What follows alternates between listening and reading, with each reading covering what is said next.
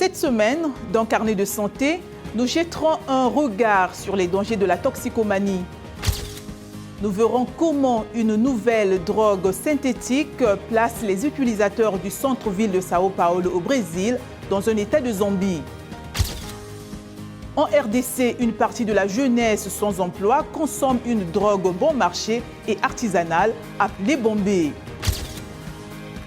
Enfin, nous verrons si l'intelligence artificielle pourrait aider à résoudre la crise du fentanyl aux États-Unis. Tout cela et bien plus encore, c'est dans cette édition du Carnet de santé.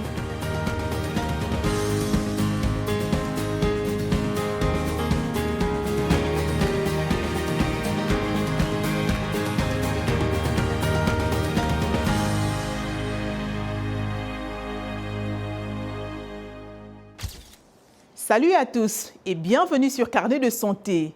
La production bon marché, facile et rapide des drogues synthétiques a radicalement transformé les marchés des drogues illicites dans le monde entier avec des résultats mortels, avertissent les Nations Unies. À l'échelle mondiale, plus de 296 millions de personnes ont consommé de la drogue en 2021, soit une augmentation de 23% par rapport à la décennie précédente. Pour sa part, le ministère américain de la Justice a accusé d'actes criminels 4 entreprises chinoises de fabrication de produits chimiques et 8 personnes pour des allégations de trafic illégal des produits chimiques utilisés pour fabriquer du fentanyl, un analgésique hautement addictif qui a alimenté la crise des opioïdes aux États-Unis. C'est la première fois que les États-Unis cherchent à poursuivre l'une des entreprises chinoises responsables de la fabrication des produits chimiques utilisés pour fabriquer le fentanyl. À Sao Paulo, au Brésil, une nouvelle drogue de synthèse intrigue les autorités. Elle s'appelle K9. Très bon marché et addictive, elle est largement disponible dans toute la région centrale de Sao Paulo. Reportage d'Edgar Maciel. C'est la fin de l'après-midi dans le centre de Sao Paulo. Sur le sol, des restes de la nouvelle drogue qui hante la plus grande ville d'Amérique du Sud.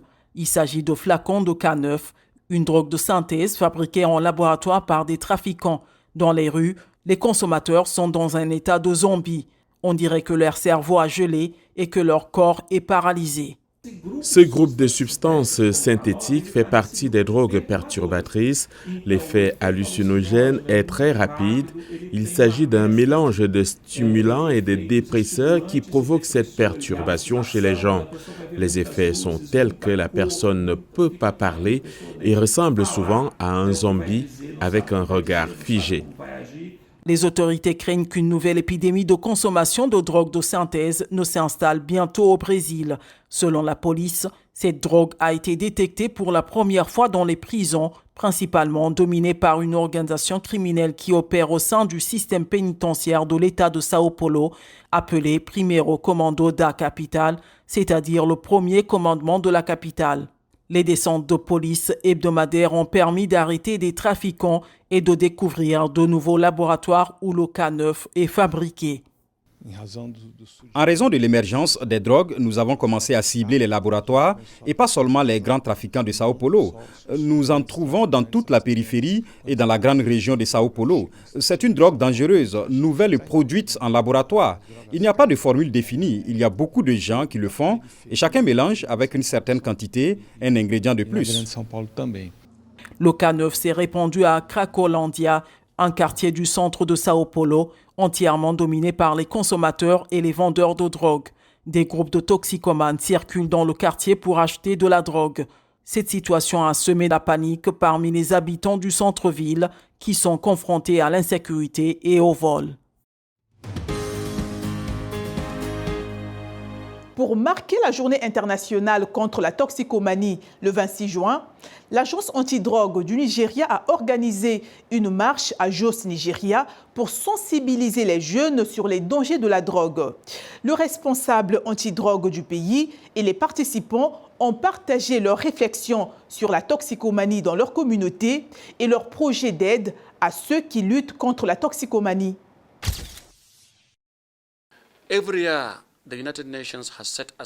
Chaque année, les Nations Unies retiennent la date du 26 juin pour commémorer et sensibiliser la communauté internationale aux dangers que représentent la toxicomanie et le trafic illicite de stupéfiants.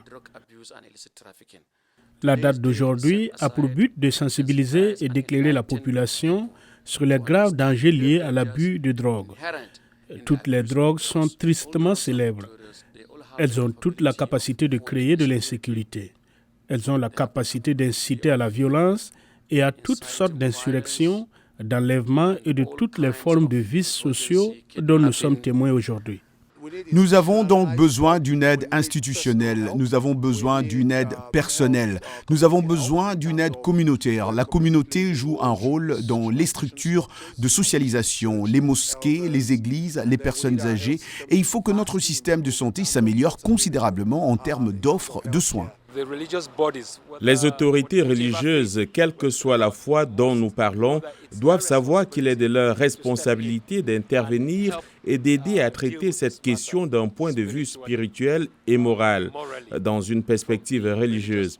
En tant que famille, nous devons également être prêts à apporter notre soutien à ces personnes.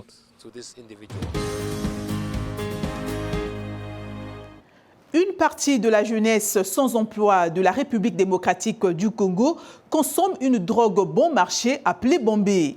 Celle-ci est fabriquée à partir des résidus des tuyaux d'échappement des véhicules. Modeste Kabangala, pharmacien, explique les raisons qui poussent les jeunes à consommer ce produit et surtout les risques qui en découlent. Il s'agit d'une drogue artisanale très puissante qui fait un bon marché, utilisée par certains jeunes qui n'ont désœuvré, qui utilisent, d'après nos informations, du catalyseur. C'est une substance extraite des tuyaux d'échappement des véhicules auxquels ils associent quelques comprimés de la cyproheptadine pour certains, mais pour d'autres ils ajoutent également des comprimés de tramadol. C'est cette poudre fine triturée pour inhaler et du coup ça a des effets vraiment dépersonnalisants à la minute qui suit. Il s'agit d'un sérieux problème de santé publique qui inquiète les autorités. Cette drogue Bombé utilisée par ces jeunes juste pour avoir du plaisir, un peu parfois échapper à la douleur ou à la dureté de leur vie sociale précaire. Voilà, ils trouvent plaisir à faire cela pour un peu se dépasser de certains événements qui surpassent leur vie. Les conséquences sont énormes au niveau de la société. Nous déplorons certainement des actes de banditisme urbain causés par ces jeunes. Une fois ils ont pris cette drogue et qu'ils prennent la machette ou ils se livrent à des combats entre eux. Mais en tout cas, ils n'ont pas pitié. Ils passent à des actions vraiment inhumaines qui inquiètent la société et qui perturbent parfois l'ordre public et la quiétude de la population. Pour lutter efficacement contre ce phénomène, il faudra tout simplement une collaboration entre les autorités sanitaires et la police et les autres autorités pour inquiéter ces jeunes gens dans les coins et recoins de la capitale, mais surtout réduire ou limiter carrément ces circuits de distribution de cette substance. Oui, nous avons constaté vraiment une diminution. Jusqu'à ce jour, nous avons constaté une diminution du fait que les autorités ont vraiment fourni beaucoup d'efforts. La police a fourni beaucoup d'efforts pour pouvoir traquer ces jeunes gens. Et donc, ce phénomène a sensiblement diminué. Le département américain de la sécurité intérieure explore les moyens par lesquels l'intelligence artificielle peut aider à détecter le fentanyl et à l'empêcher d'entrer dans le pays. Reportage de Julie Tabot. La frontière américano-mexicaine est un point de passage important pour la circulation des personnes et des biens. Mais elle est aussi de plus en plus vulnérable à la montée en puissance de la contrebande de drogues dangereuses comme le fentanyl. Pour répondre à cette préoccupation croissante, le secrétaire à la sécurité intérieure Alejandro Mayorkas a annoncé en avril dernier la création d'un nouveau groupe de travail. Les organisations de trafiquants de drogue ont gagné en sophistication et en puissance. Le groupe étudiera notamment les possibilités d'utiliser l'intelligence artificielle pour détecter et contrer les flux de drogue illégale dans le pays. Nous allons étudier la possibilité d'utiliser cette technologie pour mieux détecter les cargaisons de fentanyl, identifier et interdire les flux de précurseurs chimiques dans le monde et cibler les nucléos des réseaux criminels en vue de les perturber. Pat Simons, ancien directeur du service des douanes et de la protection des frontières des États-Unis, affirme qu'il existe aujourd'hui sur le marché des systèmes qui pourraient être améliorés grâce à l'intelligence artificielle. Par exemple, le système de tomographie par muons qui peut produire une image plus précise de l'objet scanné par rapport à la technologie des rayons X actuellement utilisée. S'il y a une cargaison dense, les rayons X ne peuvent pas la pénétrer. Par conséquent, si vous utilisez un système de tomographie muon, il peut pénétrer et il le fait, et permet aux agents de voir exactement ce qu'il y a à l'intérieur d'un objet dense. Lorsque le CBP commencera à utiliser l'IA avec les systèmes muons existants, cela permettra en quelque sorte de suralimenter ce système de détection de nouvelle génération. Ce système peut s'avérer particulièrement efficace dans le cas de conteneurs d'expédition remplis de marchandises où le fentanyl peut être dissimulé. Selon M. Simons, le système peut également aider le groupe de travail à utiliser l'IA pour identifier les précurseurs chimiques qui entrent dans la fabrication du fentanyl.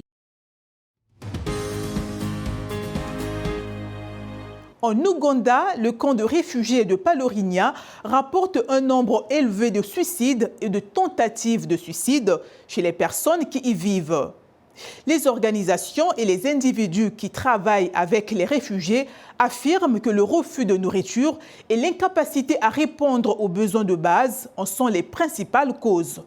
Reportage d'Alima Atoumani du district d'Obongi en Ouganda. Depuis le début de cette année, la Fédération luthérienne mondiale, ONG, travaillant avec des réfugiés de Palorinia, dans le district ougandais d'Obongi, a enregistré un suicide et 20 tentatives. James Wubam, 18 ans, est venu à Palorinia avec son oncle. Il raconte que la femme de son oncle lui refusait délibérément la nourriture. Il a également dit qu'il avait du mal à solliciter son oncle pour les besoins de base, y compris les exigences scolaires. Il n'a ni frère ni sœur avec qui partager ses problèmes, ce qui l'a plongé dans une profonde dépression. J'ai pensé à me pendre. Je suis allé dans un club local avec mes amis et j'ai consommé de l'alcool. Quand je suis rentré à la maison, j'ai envisagé le suicide. Selon la Fédération luthérienne mondiale, entre janvier et septembre 2019, Palorinia a enregistré le plus grand nombre de suicides de tous les camps de réfugiés en Ouganda, avec 29 tentatives, dont 13 réussies. En 2022, selon la Fédération, un suicide et 45 tentatives ont été signalées dans le camp. Dans le camp ici, les gens ont les mains liées. Vous ne survivez que sur des dons. Vous ne pouvez pas vous en sortir par vous-même. Pour aggraver les choses, même pour ceux qui sont en mesure de travailler, il y a très peu ou peu d'opportunités de subsistance qui les aideraient à mieux vivre. Palorinia accueille 123 000 des 1,5 million de réfugiés enregistrés en Ouganda, la plupart venant du Soudan du Sud.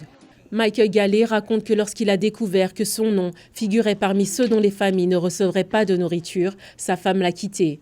Avec 4 enfants à charge, il envisage de mettre fin rapidement à sa vie. Ils t'appellent Baba quand ils veulent manger, mais il n'y a pas de nourriture, il n'y a rien. Je ne peux pas aller chercher du travail, je suis au même endroit, c'est trop. Et c'est mieux pour moi de me pendre. Pour s'assurer que chaque cas soit traité à temps, les agences ont mis en place des paraconseillers, également appelés gardiens du suicide. Le voisin va courir vers nous et nous donner cette information. Ensuite, nous allons évaluer comment va le client. Avec peu de financement et un seul psychologue clinicien dans l'établissement, de nombreuses victimes ne reçoivent pas le soutien dont elles ont besoin, ce qui accroît les risques de suicide. C'est la fin de Carnet de santé de ce jour. Pour plus d'informations sur la santé, des conseils de bien-être et des avancées médicales, restez connectés à la Voix de l'Amérique sur voaafrique.com. D'ici à la prochaine fois, portez-vous bien et efforcez-vous de faire de chaque jour une journée saine.